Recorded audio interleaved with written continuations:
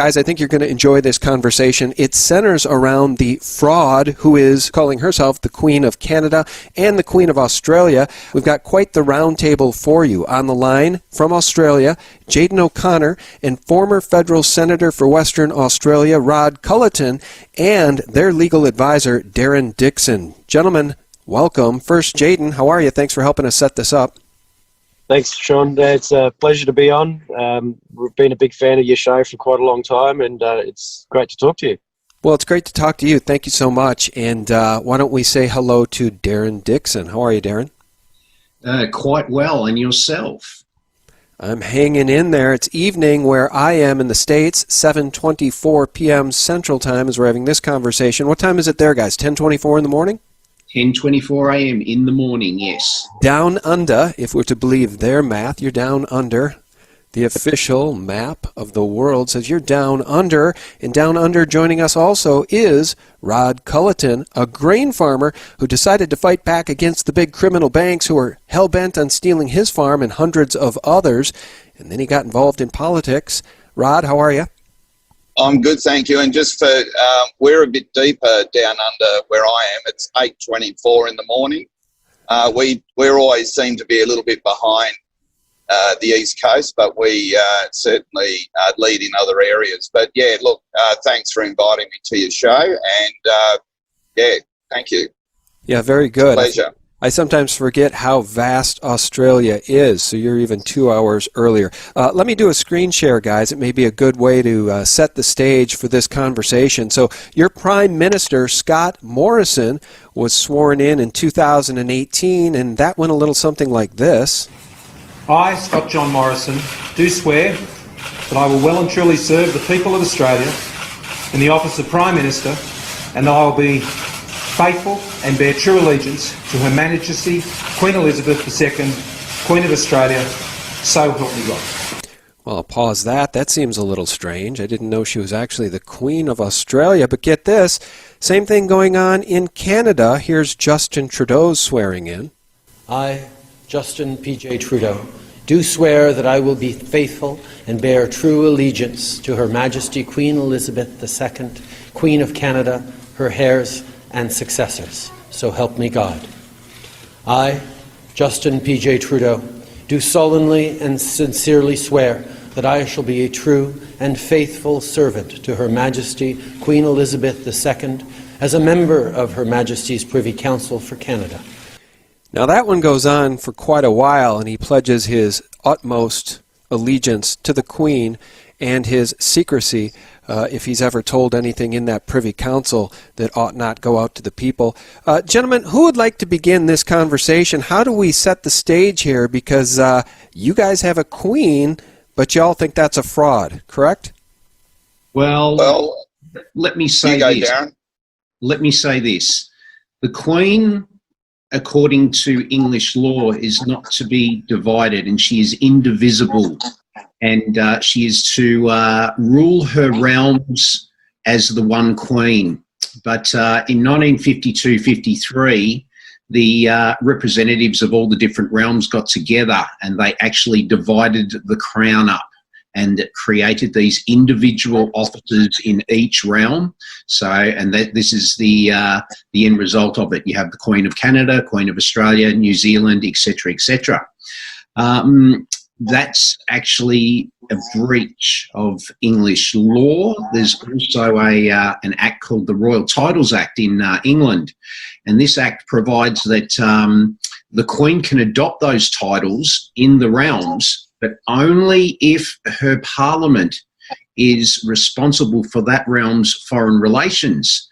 And the problem with that is the Statute of Westminster came into play, and that removed the UK Parliament from overseeing the realms, and it was only under the Crown. So there is no law to allow for the Queen to adopt the titles in England. Rod, did you want to jump in and give us your 2 cents on that?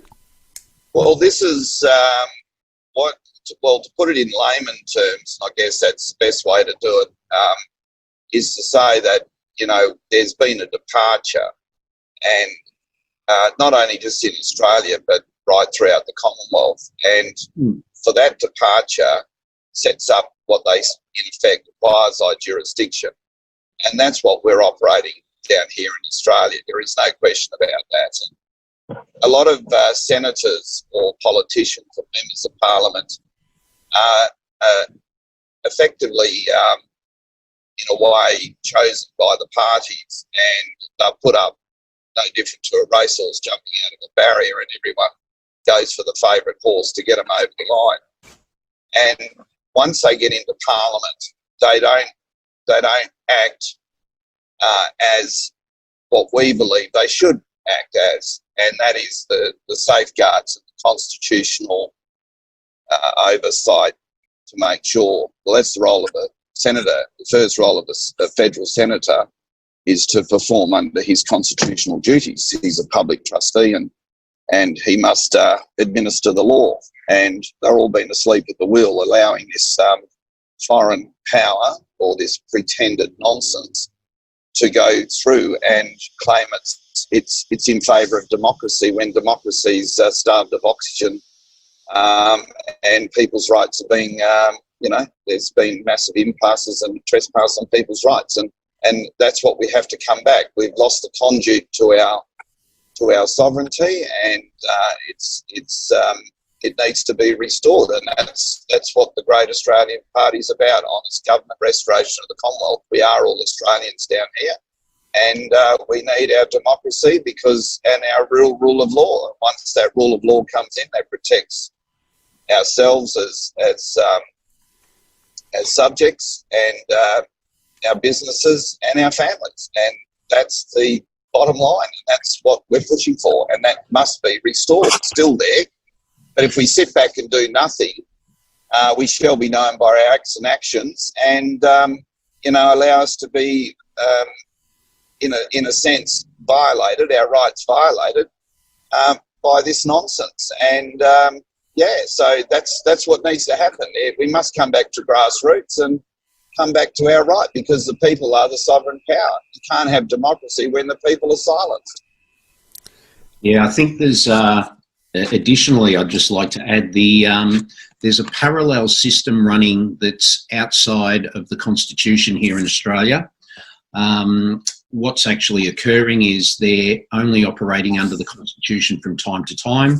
Like, for example, when they want to kick someone out of Parliament, they will engage the Constitution, but in all other times they're operating under an act called the Australia Act.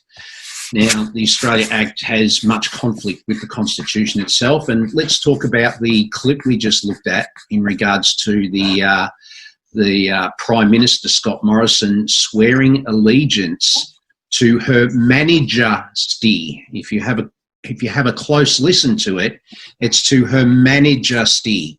So it sounds quite corporate. I think it's done on purpose rather than a slip of the tongue. But It's the word art, isn't it?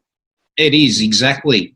I've actually done a Freedom of Information request on the Oath of Allegiance, which the Governor-General prescribes as an oath of office, which the Constitution is void of.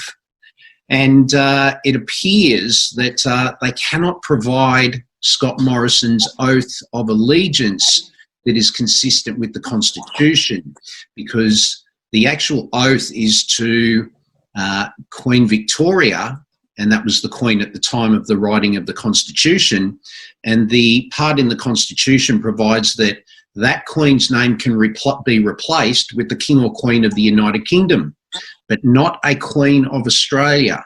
So that's why they're having dramas providing me with the actual oath that is prescribed by the Constitution.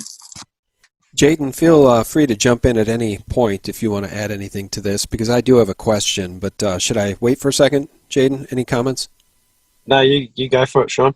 Okay, well, I want to just sort of set the stage on what you guys are trying to do. In my correspondence with Jayden, my understanding is you guys are trying to get your country back because all Commonwealth countries have set up a fake monarchy. The Queen of Canada, Queen of Australia are fake titles for the Queen. Her coronation oath doesn't allow for it. I'm sort of paraphrasing there, Jayden. Correct me if I got that wrong, but the fact of the matter is, guys, the reality we face is that Justin Trudeau in Canada, for instance, has sworn his fealty to the Queen. I call him the Hand of the Queen, like in Game of Thrones. He's the Hand of the Queen, and he just told the people of Canada he's taking their guns. Now, I personally think that comes right from her. I don't think for 1 minute he would do that without approval from Her Majesty, the Queen of England. That's the problem as I see it, guys, is that we're up against a juggernaut here, whether it's a fraud or not. Well, in Australia, there has been usurpation of the Crown. There is no question. And Darren's right. The Australia Act of 1986, which did not receive royal assent, and anything after 1973 is not valid in law, has allowed the states under that act to, in effect, rise above the Constitution when a stream can't rise above its source. I mean, you have a foundation law. It's like any business, you know, you have a constitution. There is a constitution. That is the laws. That is what the people of this great nation ratified back at Federation, and that is the law. And all laws are subject to that paramount law. So the problem we have is you run into this. They've set up these state courts under this, through a departure of the Crown, you know, purporting to be acting under its, under its the laws and statutes of Great Britain, which is found in, just in our case in West Australia, through Section 16 of the Supreme Court 1935, which is still within the Act. And as you know, when you look up the jurisdiction of the court, that's what it tells you it's on. But when you go and hold these judicial officers, what we call them, whether they're sitting coram judici, which means are they sitting under the authority or do they have an oath to Her Majesty, they just turn into a ball and just won't answer you because they're sitting in a nonsense, but they're getting you on your acquiescence. So basically, come to my court, you file an application or you file a notice of appearance to defend or whatever. Sign this document. There's your consent, and pay a fee. There's consideration. So they contract with you, and then they say, well, you came to this court and you accepted the jurisdiction. No, that is incorrect. There is only one jurisdiction, and that's what Great Australian Party is about. The people have got to stand up. Otherwise, we're just going to be slaves in our own country. And look, there's a big movement around the world. People are waking up. The critical masses, it's reverberating right around the world. These politicians are out of touch. You know, someone came up to, I looked at an interview this morning, and they're saying how the whole world, came together to deal with the coronavirus or COVID-19, yet they won't come together to deal with famine and starvation, because famine and starvation doesn't affect them.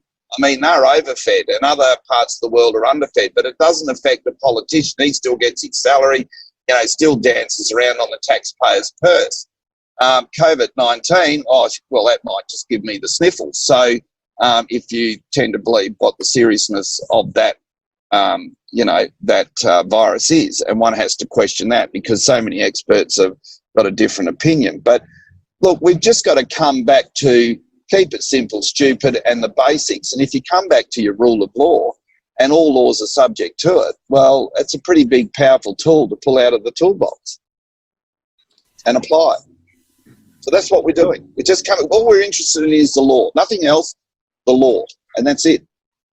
Yeah, that's the problem here in Australia. There's, as I was saying earlier, a parallel system running where you have what's written in the law, and then you have this alternate system where they get you to agree to that alternate system by contract by making an application.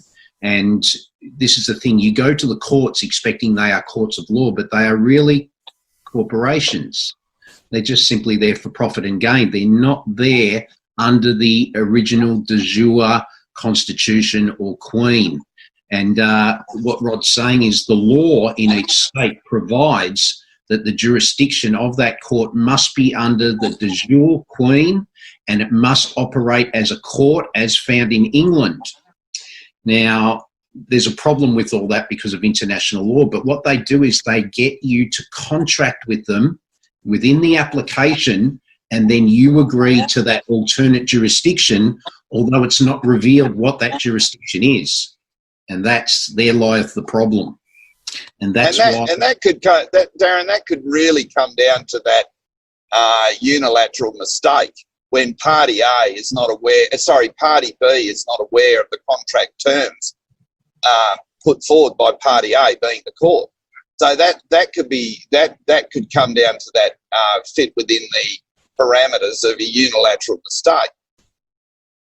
100%. I think what one good point to make is that when Rod went into court, he actually challenged the Chief Magistrate of the Supreme Court of Western Australia on this and said, well, hold on, your enacting act provides this jurisdiction under the courts of England, but you're not sitting under that.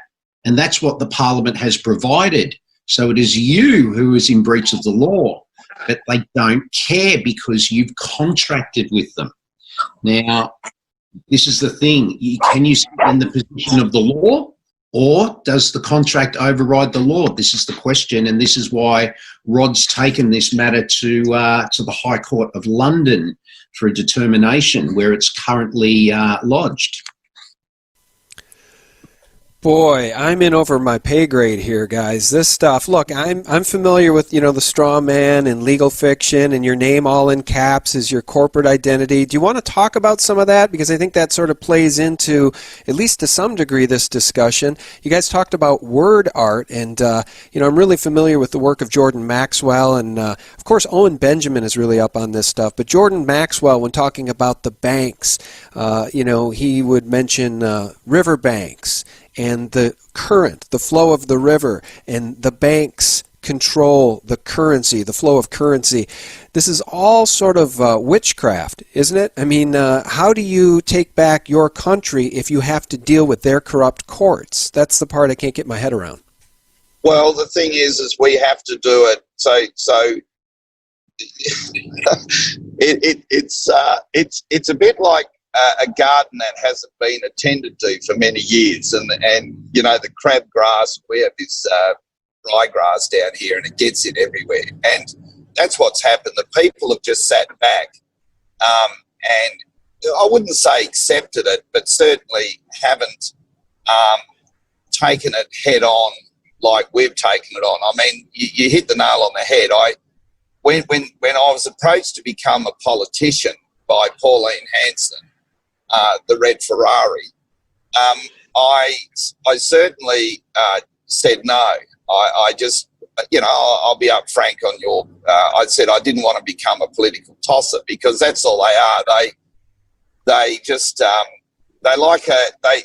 the best way to describe a politician in Australia is like having a high performance ski boat floating out in the river, making a lot of noise, but has no prop. And it just doesn't go anywhere. It sounds good, it looks stylish and sleekish, but it has no prop. And none of our politicians have a prop in Australia.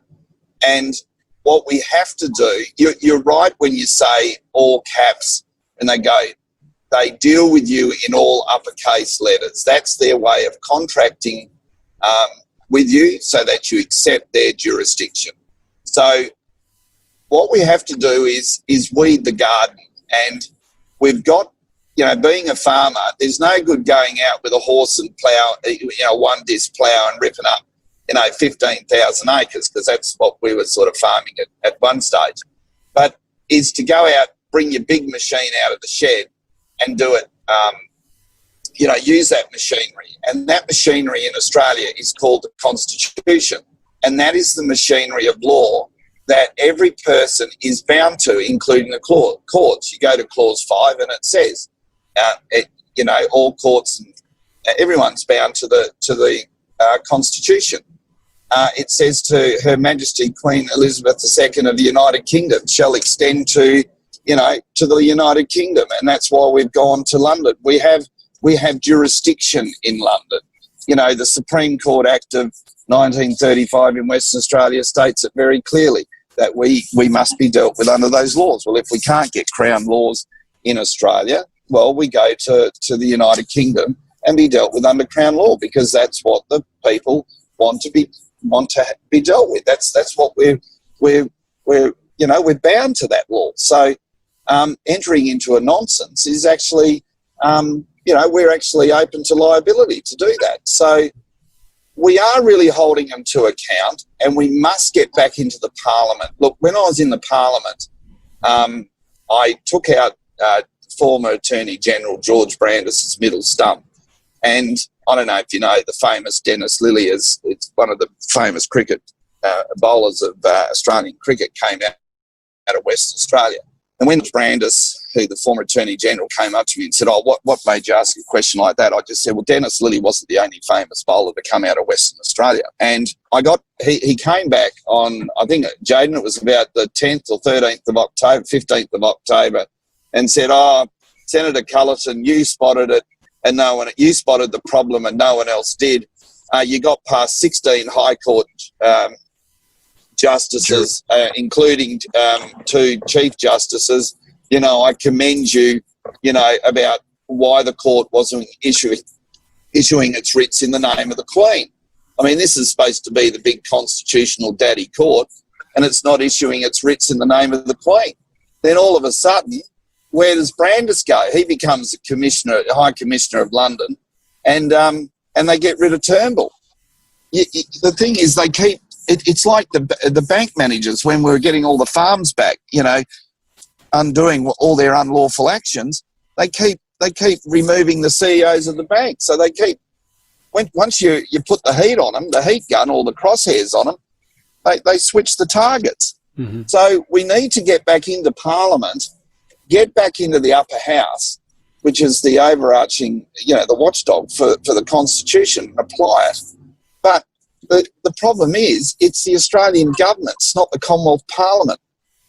So there lies a jurisdictional problem again. And if you look at, they claim that the old Parliament House is the old Parliament House, and the new Parliament House is the big bloody concrete block on top of the hill. But when you go back to the old Parliament House, it has to be the Parliament House because it's got the royal identifier. And the new Parliament House has the kangaroo and the emu, which is under Queen of Australia. So, it's just this big. It's a counterfeit.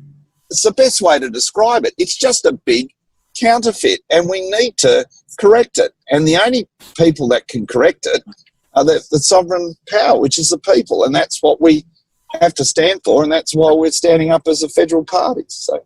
And Aaron, you jump just in to get back to what you were saying, Sean, about the sovereign stuff and about the all caps letters and stuff. It's 2 systems running alongside each other.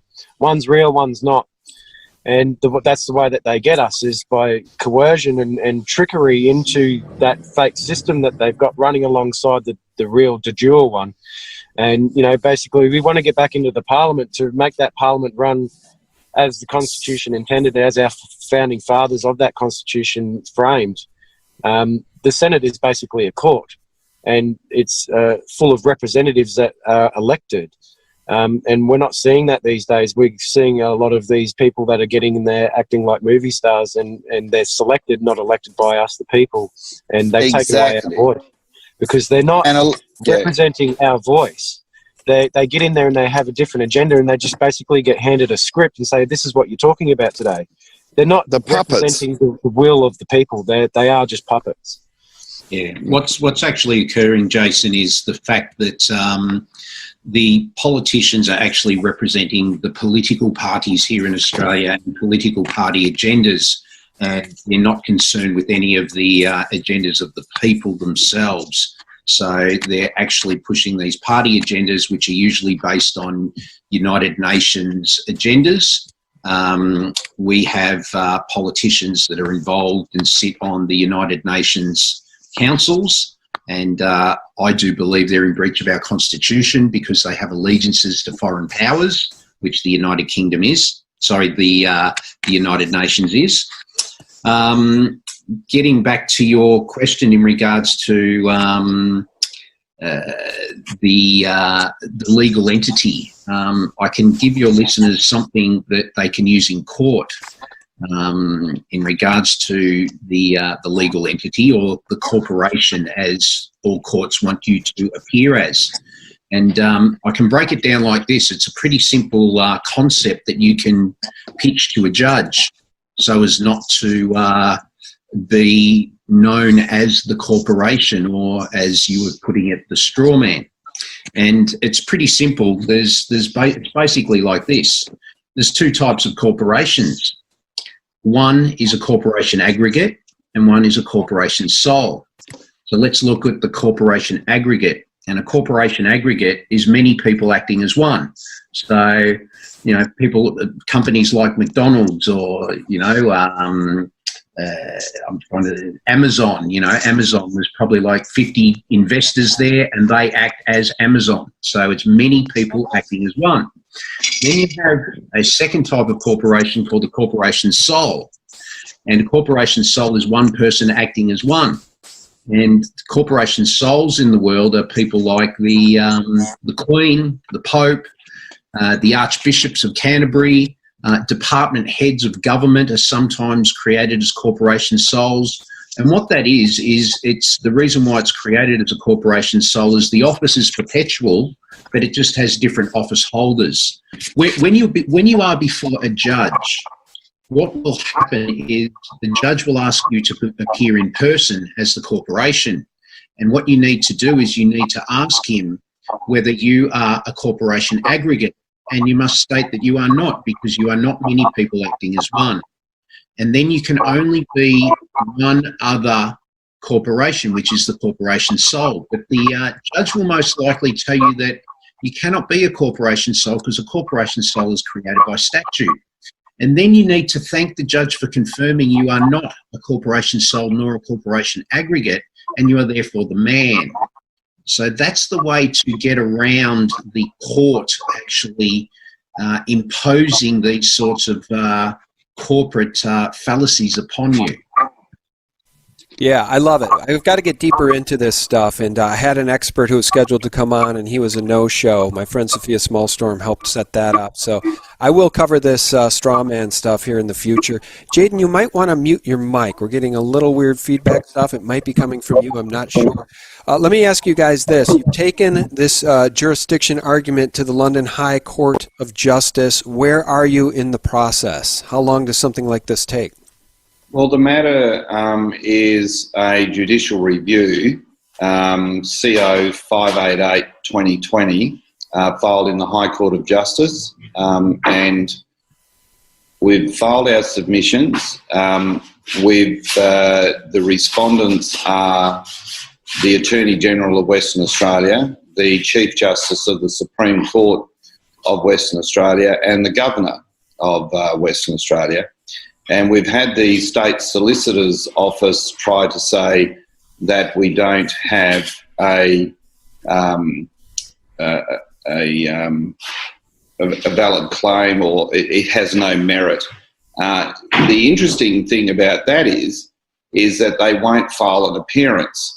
So it's a little bit hard to see how a court exercising Crown jurisdiction would accept hearsay from a state solicitor that hasn't shown whether it has standing as coram judici, or furthermore, the respondents haven't filed a notice to appear in the court. So I'm not sure how a court can take such a direction, which it can't, to be honest. So that is progressing well. It's been filed with the court for some time, but also and of course COVID-19 came in and suspended all the courts. But we say, based on the interim legal advice that we've now also engaged, and it's important that your listeners know that, and Darren will vouch for this, and others, is that the sovereign elders of this country have also intervened in the matter, including a lot of Australian farmers and station owners. It's getting very good traction, although it was suspended because of the shutdown of the courts, and we're anticipating those courts to reopen very shortly. And we've got some of the highest legal minds in UK looking into the case as well. We've paid for that interim preliminary advice as well. Very good. It's unprecedented, really, what it is. So, yeah. Yeah, what's occurring in Australia is the government are trying to race towards a republic, and the reason I feel they're trying to do this is to cover up a lot of the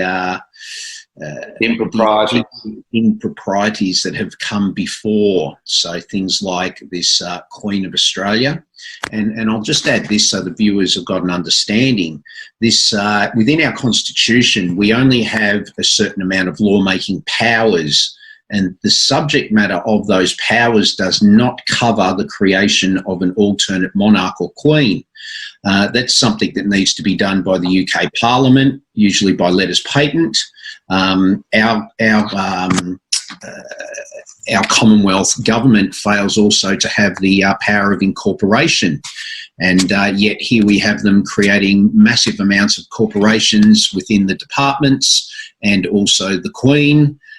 So, yeah, they're running punch drunk with power currently, and they're just hoping that everyone's munching on a meat pie and drinking a beer and they're at the footy, so to cover up for these indiscrepancies. Well, can I just say this too? It was unanimously upheld in the 1988 Constitutional Report, Darren. I think you should touch on that, to whereby the highest legal minds had made a decision that there had been a departure from the Crown, and that there had been a departure from our laws, pursuant to the laws of the Commonwealth. So, correct. And within those Constitutional Commission reports that were advised to the Attorney General's office, there were recommendations or bills that were provided to the Attorney General's office to recommend changes or referendums to be put to the people so as to recognise the Queen of Australia in the Constitution, and so as to allow all the senators and the members sitting in Parliament to swear oaths of allegiance to the Queen of Australia. But these bills were never presented to the people, and therefore that is actually still lacking within the Constitution. There is no Queen of Australia in our Constitution. And you'll probably find the same things happening in the alternate constitutions in New Zealand and Canada. Let me ask you guys this. Jaden, you're muted. So as we round out the conversation, I don't know how much support we can give you. You know, the majority of my listeners are in the United States. Of course, we do have listeners around the world, though. Do you want to talk, guys, about what you're currently doing? I know that, Jaden, you mentioned offline we got cut off, and then we all jumped back on. Jaden, I think you're running for office.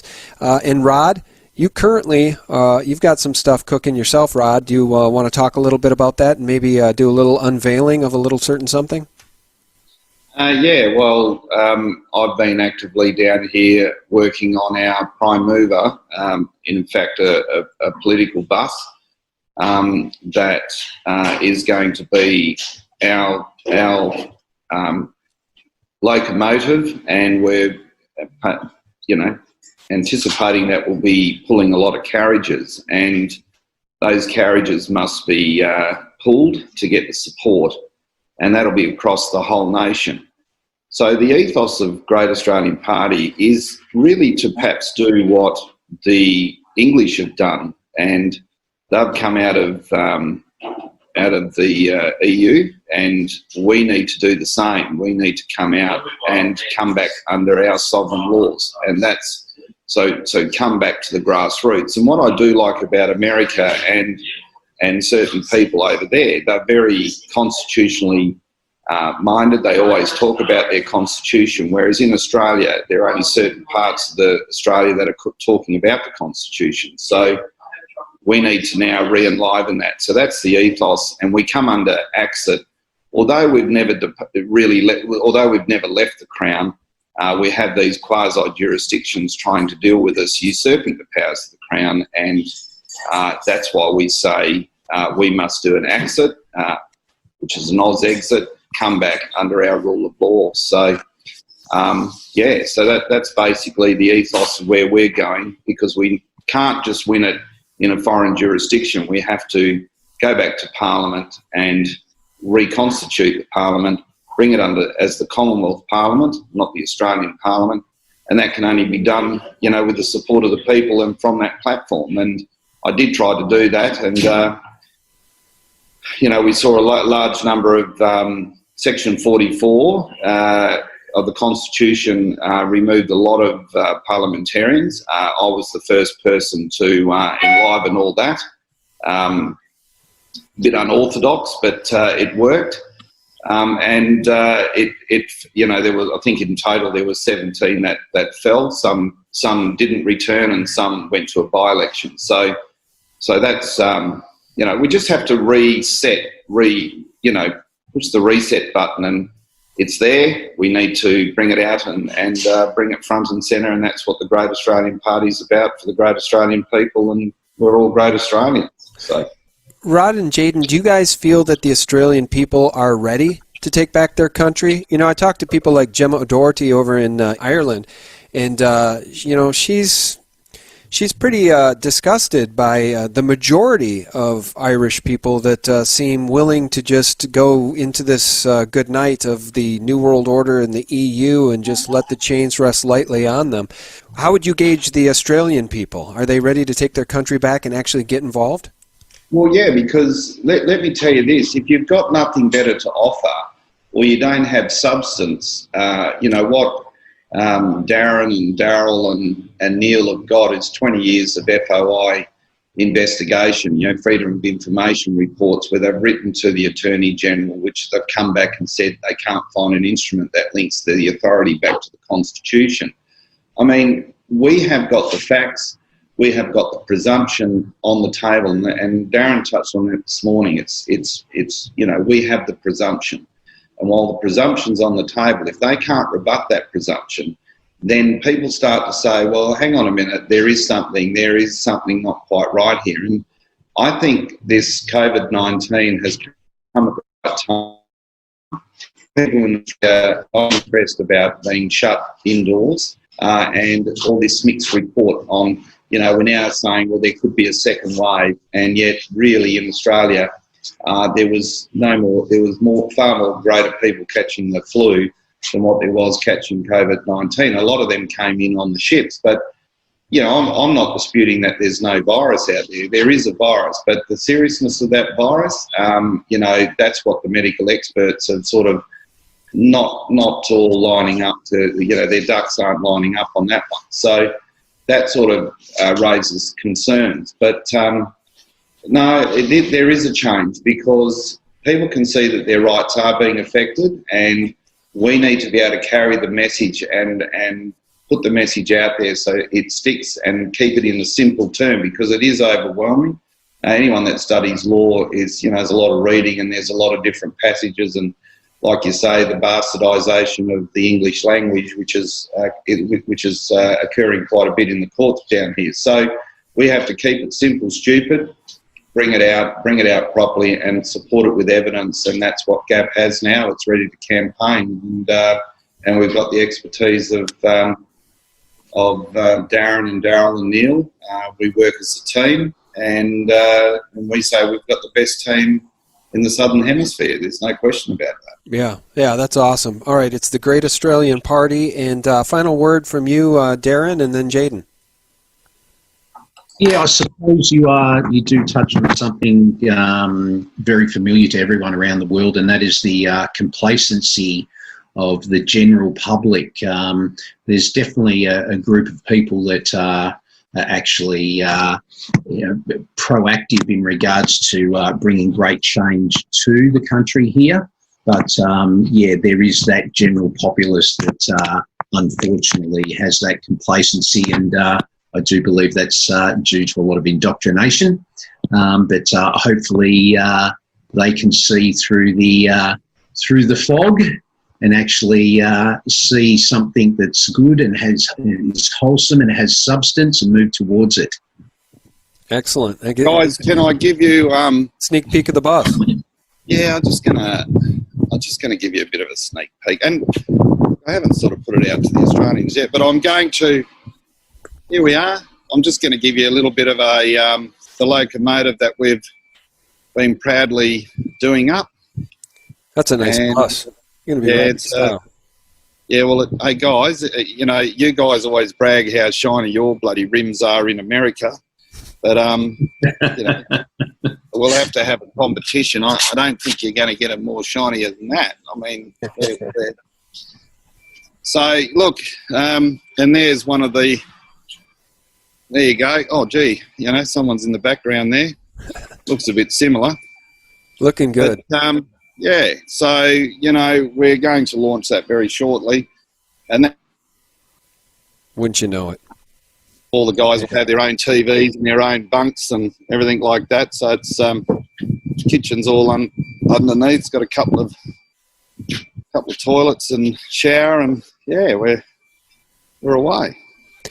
Well, I hope that freight train helps you take your country back, and I really do appreciate your guys' time and your patriotism to your own country, but, you know, to humanity as well. I mean, we're all in this mess together. It's what I keep saying. And the banksters, at this point in human history, it's really the banksters against we the people, I swear to you. That's where I keep coming back to is these it's the power of money, isn't it? It's the power of money. And, right. and those central banks. and they donate to the big parties. I mean, they're the biggest contributors to their campaigns is the banks, and we in Australia want to come back to a sovereign bank, and you know, so the beneficiaries are the people. It's assets, the people's assets, not the corporations that are selling off all our great resources. And the other thing too is, how do you have foreign exchange or foreign relationships with countries when you're under a pretended title? You know, how do you do business with America when you're under this pretended title of Queen of Australia, which in fact is the Australian government that's racking up the debt, which is not a debt against the Commonwealth of Australia. It's some other entity raising a whole heap of racking up a whole heap of debt. And I just think that's why it needs to be corrected for everyone's sake, not just for Australia's sake. That's right. All right. Well, guys, I've really appreciated your time. This has been a great conversation. Jaden, thanks for helping set this up. I really do appreciate that. No and problem. There's the famous logo right there. Look, at the end of the day, Sean, it's about freedom. And it's about accountability for doing the wrong thing in representation of the people. People don't have representation anymore. It's gone out the window long ago. We need to get that back. We need to make these people accountable for when they're not listening to the people. And we need the juror system back to represent people and their values, and not have our kids be paying off unpayable debt for the rest of their lives and generations to come. We all know what these problems are. These people around the world are only a small minority, and if we can get people behind us and support us in what we're doing, we found the keys through the law. I mean, our great team behind Darren and Daryl and Neil over in England, these people have found the keys to open up our de jure system back, and if we can get enough support through that, we will have freedom. That's right. That's fantastic. All right. Well, I couldn't have said it better myself. Guys, I really do appreciate your time. Jaden, thanks for setting this up. Thanks for your time tonight, guys, and best of luck. I mean, you guys are out there. You're the soldiers on the front line there trying to take your country back in the name of liberty for the people, not for the crown. Jaden, thank you so much. And Rod, good luck to you on the road. Thank you. Yep. And Darren, thank you so much. Doing you. Thanks, Jason. All right. Bye for now. God bless. God bless, guys. And for real news, friends, you can visit us directly at sgtreport.com 24/7, the antidote to corporate propaganda. Bye-bye.